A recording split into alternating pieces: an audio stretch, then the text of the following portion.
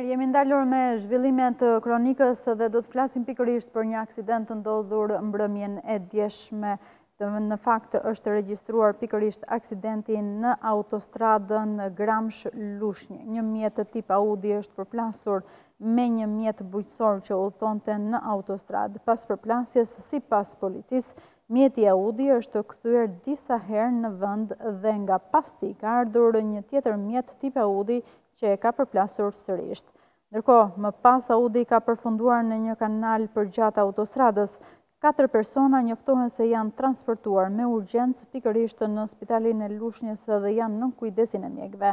Në spital janë drejtuesi i zetorit, 2 persona në mjetin e parë dhe në mjetin e dytë është pikërisht edhe një person tjetër i cili nuk ka dëmtime serioze në lidhje me këtë aksident të ndodhur mbrëmjen e djeshme në aksin rrugor dhe në afërsi të fshatit Gramsh-Lushnjë.